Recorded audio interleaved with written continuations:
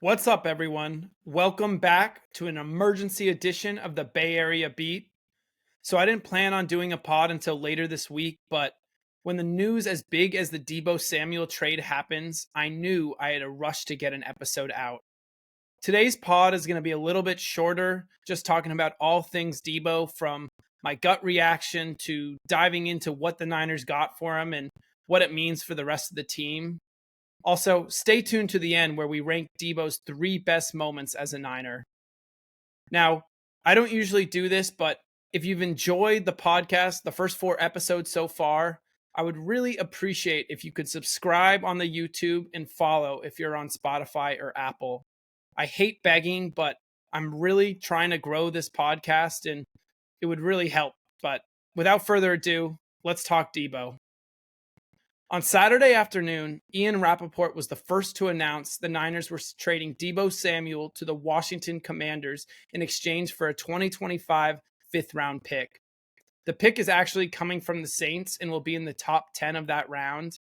It will also be the Niners' only pick in the fifth, as they lost their original as punishment from the NFL for a salary cap accounting error last year.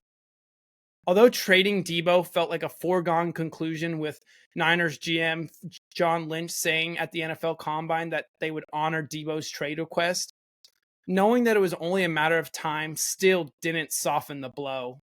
While Deebo had easily his worst season in red and gold last year, I don't want his 2024 injury-riddled campaign to muddy his Niner career. Samuel was an instrumental part of the last 6 years that included 2 Super Bowl appearances and 2 NFC Championship game appearances.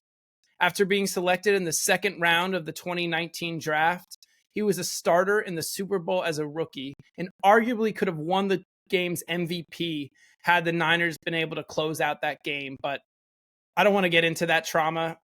In 2021, he had by far his best season of his career and was the Niners' best player. He had 1,800 scrimmage yards, 14 touchdowns, and was named first team All-Pro. What made him so successful and such a joy to watch was how dynamic and versatile he was, both playing out wide and in the backfield. His bully ball play style set a tone for the rest of the team and instantly made him a fan favorite.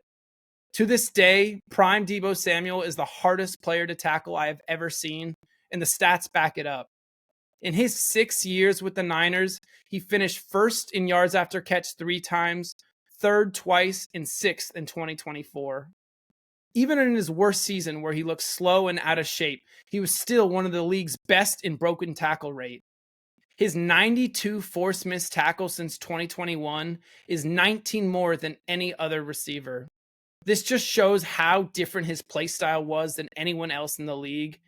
He made cornerbacks like Jalen Ramsey make business decisions on whether they wanted to tackle him. And while Deebo did have a magical 2021 season, that year feels like a bit of an outlier compared to the rest of his career. He never put up another 1,000-yard receiving season, and once Christian McCaffrey came into the fold next year, his rushing ability became far less valuable in Shanahan's offense. He still put together a couple nice seasons and had some very memorable moments, which we'll get into at the end of the show.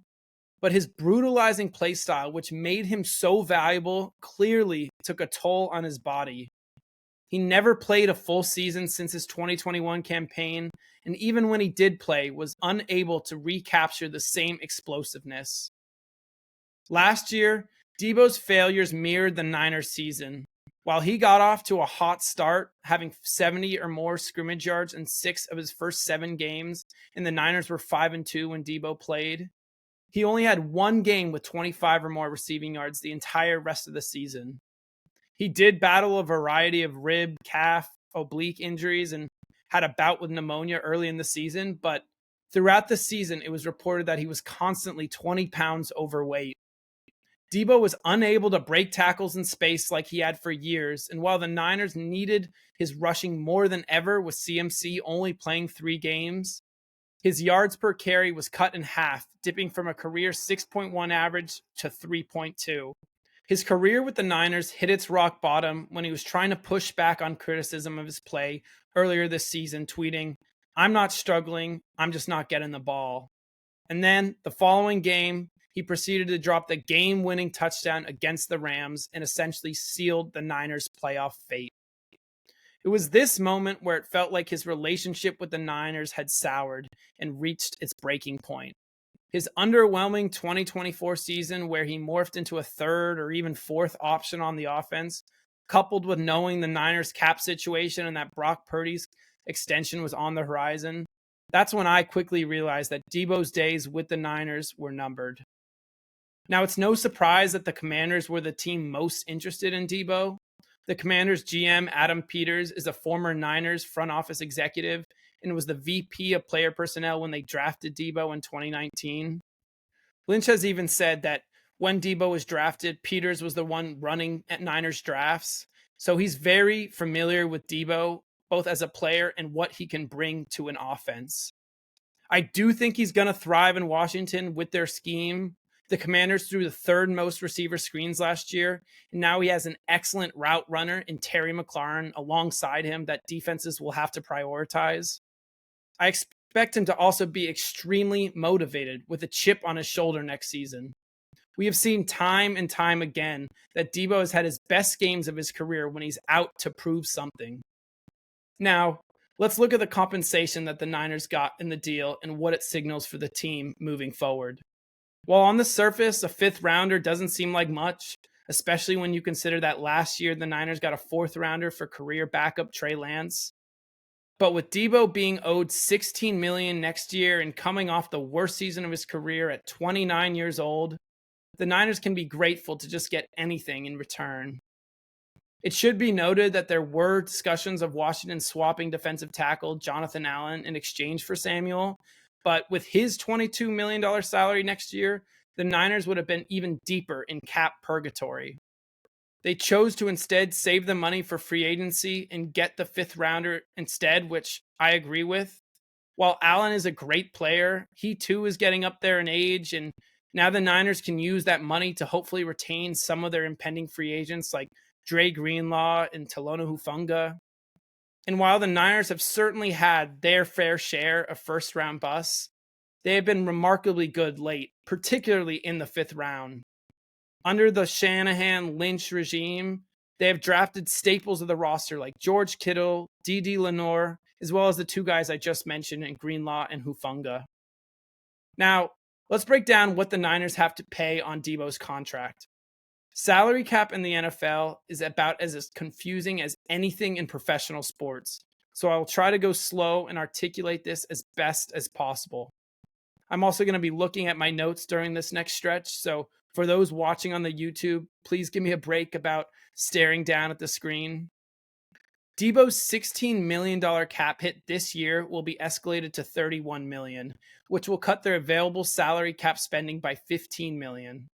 So while coming into the offseason, the Niners had roughly $54 million to spend, that's closer to now $38 million on free agents. Now, you're probably wondering, why would the Niners eat dead cap money to trade Deebo? Next year's cap hit for Deebo goes from $33 million to $0, and he's off the books entirely. So over the next 2 years, the Niners end up saving $18 million to have Deebo off the team. And while I get it's still a tough pill to swallow knowing the Niners have less cap room this offseason with the Deebo trade, next year is when they'll need it the most, as that will be the first year for whatever mega contract Brock Purdy signs. Trading Deebo also signals a change in direction for the Niners' future, as they desperately needed to get younger. They were the oldest team in the NFL last year, and while Ayuk's future seems a bit murky with his knee injury, the rest of the receiving corps is young, cheap, and better fits with Brock Purdy's skill set. Now, I don't know what the Niners' plan is with Ayuk. The rumors about trading him really threw me off guard. And while I don't think trading him for pennies on the dollar when they could have gotten a haul last offseason really makes any sense, nor do I think a team is going to want to trade for him coming off the ACL and making $30 million a year, I'm going to assume he's on the team until future notice. Moving on from Deebo is a big vote of confidence for both Ricky Pearsall and Jawan Jennings. Slick Rick had 18 targets in the last 2 games of the season for 210 yards and 2 touchdowns. He also has 3 years of team control left, making a mere $3 million a year. He should play mostly in the slot next season with Juwan Jennings and a combination of Jacob Cowing and eventually Brandon Ayuk out wide. Juwan was the team's best receiver last year and Purdy's favorite target outside of George Kittle. He should have had 1,000 yards last season had he not got ejected in the final game. I hope the Niners do extend Jennings, as he will be a free agent next offseason and is on one of the best contracts on the team at $4 million a year. I also wouldn't be surprised if the Niners do take a wide receiver in the middle of the draft. I'm no draft expert and don't claim to be, but watching some of the combine this past weekend, one player I think would be a perfect replacement for Deebo is Savion Williams out of TCU.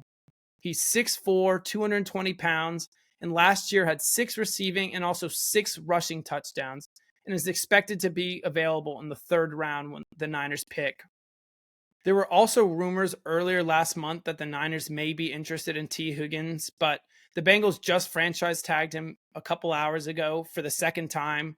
And honestly, I didn't really think that signing Higgins made any sense considering all the holes the Niners have to fill and that he would take up the majority of their free agent cap space. There's also been speculation that if the Jets cut Devontae Adams, which I think is likely considering he has the most expensive cap hit of any wide receiver in the league, that he may be interested in returning to the Bay as he is a Palo Alto native.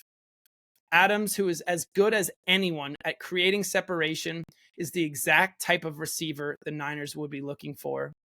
It would also just need to be at a reasonable cost. He's 32, and the Niners still have plenty of issues to address both on the offensive and defensive line. But if Adams is willing to take a pay cut, which he might be considering the Jets will still owe him $9 million while cutting him, he would be a fantastic fit in Shanahan's offense. Now, if there are any takeaways from trading Deebo, it's that the Niners are committed to building around Brock Purdy. They are prioritizing wide receiver speed and an ability to get open downfield.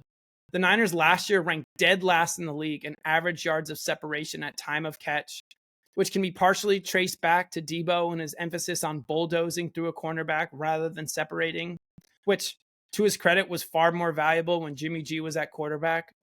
But Purdy is far more capable of keeping plays alive and letting them develop than Garoppolo ever was. Brock is aggressive downfield, and in order to maximize his talent, they need receivers like Pearsall, Jennings, and hopefully a healthy Ayuk to create separation. Purdy was excellent against zone coverage last year, but struggled against man because his best receivers weren't able to create space from defenders. One of the reasons he was an MVP candidate in 2023 was because of how elusive Ayuk was in one-on-one coverage, and Brock had an incredible ability to hit him downfield in stride. Trading Deebo and cutting interior defensive lineman Javon Hargrave this offseason and Arik Armstead last offseason has cleared almost $80 million in cap space. Don't get it twisted. This is for Brock Purdy's mega contract extension. While the Niners should have won the Super Bowl when they were paying Brock Purdy financial advisor money, they didn't. And now they're going to have to put together the best roster possible while paying him close to $50 million a year. And Brock obviously deserves every dollar he gets. I just hope that he doesn't need to reset the quarterback market in doing so. Now, going back to Deebo, I wanted to honor him by looking back at his 3 best moments as a San Francisco 49er. Obviously, there were many more that didn't make the cut, but here are 3 in my mind that really stick out to me. Number 3, last year's 2024 NFC Championship game against the Lions. Deebo, who came into the game with an injured shoulder, had 90 receiving yards and helped spark the Niners' 17-point second-half comeback. I was at that game and is to this day one of the greatest nights of my life. While Ayuk's touchdown off Kirby Joseph's face mask and the Niners repeatedly getting 4th down stops get most of the attention, Deebo was the team's best receiver that night, and all 8 of his catches were critical in securing the win and the Super Bowl berth. Number 2, Deebo's 3 touchdown performance against the Eagles in 23. He spent that entire offseason prior taking shots at the Eagles secondary, but he stood on business, backing it up with 138 scrimmage yards and 3 touchdowns in Philadelphia. It's his only 3-touchdown game of his career, and it came when the Niners and Eagles were battling it out for the 1 seed. While the Eagles did get to the promised land this past year, that game broke them and set them on a spiral up to end their season where they lost 6 of their last 7 games. And number 1, the 2022 NFC divisional game against the Packers in snowy Lambeau. While Deebo didn't have his flashiest statistical game with 83 yards, he made the biggest play of his career, rushing for a first down on a crucial 3rd and 7 carry with less than a minute left and ultimately setting up the game-winning field goal to send the Niners to the NFC Championship game. Deebo limped off the field with a hurt ankle after that play and might have honestly costed himself a couple healthy seasons, but that was the type of player that Deebo was. He left everything on the field. A few honorable mentions that just missed the cut was Deebo's 2022 NFC wildcard performance against the Cowboys, where he had 110 yards and broke off the 26-yard rushing touchdown and helped seal the Niners' playoff win. The other I think of is in 2020 when Aaron Donald asked who Deebo Samuel was in a press conference, only for Deebo to break off 66 receiving yards, a touchdown, and a Niners win. I know Niners fans are probably upset with how things went down this past year with Deebo. Him having his worst season of his career, coinciding with last year being an absolute disaster in San Francisco, didn't help things. But he had an incredible 6-year run with the Niners and was an invaluable member to one of their most successful eras in team history. Time heals all wounds, and I, for one, am going to choose to remember the number 19 Deebo era, not when he wore number 1. But that's all I have for today. This ended up being a little bit longer than I expected. I think talking through it all made me remember just what Deebo meant to the franchise and the fan base. I certainly am going to wish him nothing but the best in Washington until we see them in the playoffs. I'm not sure if I'll have a pod later this week or next. I expect some NFL free agency buzz to start trickling in. I also hope the Warriors' performance in Philly was more of a fluke, as it really felt like I was watching deja vu all over again from the team in the pre-Jimmy trade era. But again, we'll have more next episode. We'll talk soon. Peace.